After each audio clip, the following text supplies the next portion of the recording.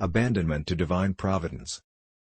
By Father Jean-Pierre de Caussade, S.J. Book 1.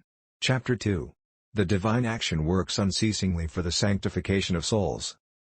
Section 10. God makes known His will through creatures.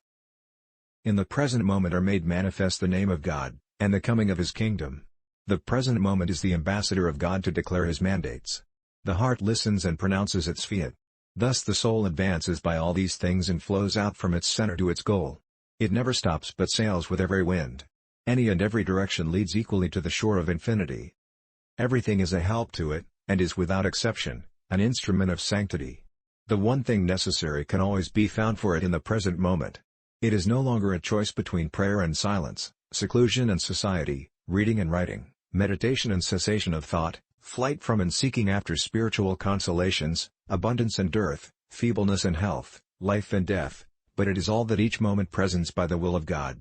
In this is despoilment, abnegation, renunciation of all things created, either in reality or effectively, in order to retain nothing of self, or for self, to be in all things submissive to the will of God and to please Him, making it our sole satisfaction to sustain the present moment as though there were nothing else to hope for in the world.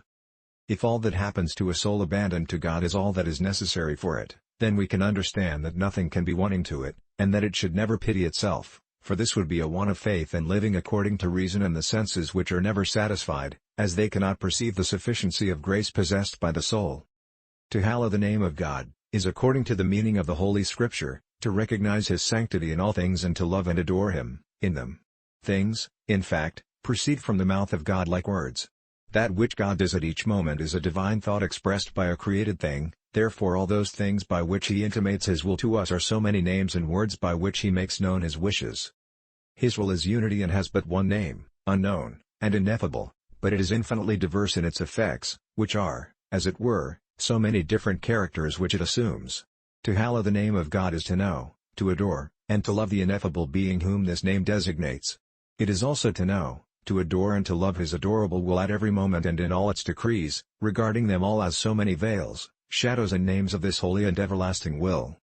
It is holy in all its works, holy in all its words, holy in all its diverse characters, holy in all the names it bears.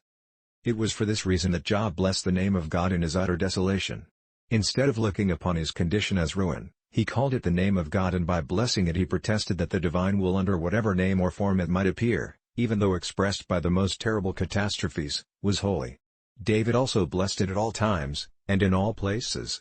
It is then, by this continual recognition of the will of God as manifested and revealed in all things, that He reigns in us, that His will is done on earth as it is in heaven, and that our souls obtain nourishment. The whole matter of that incomparable prayer prescribed by Jesus Christ is comprised and contained in abandonment to the divine will.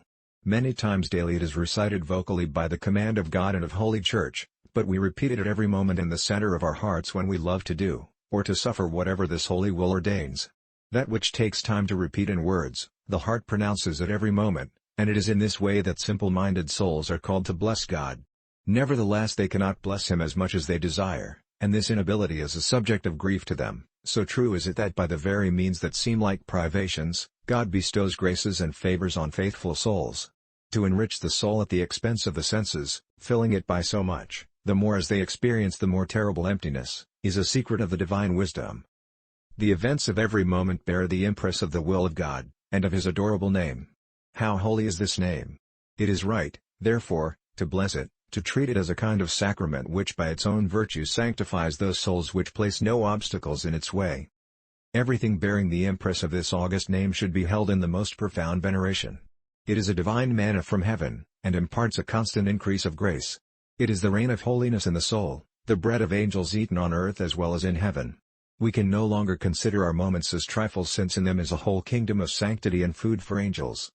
Yes, Lord, may Your kingdom come in my heart to sanctify it, to nourish it, to purify it, and to render it victorious over all its enemies. Moment most precious! How insignificant in the eyes of the vulgar, but how great in those enlightened by faith! If it is great also in the eyes of my Father who is in heaven, how can I regard it as insignificant? All that comes from His hand is essentially good and bears the impress of its origin. Next video, Section 11, Everything is supernaturalized by the divine action. Thanks.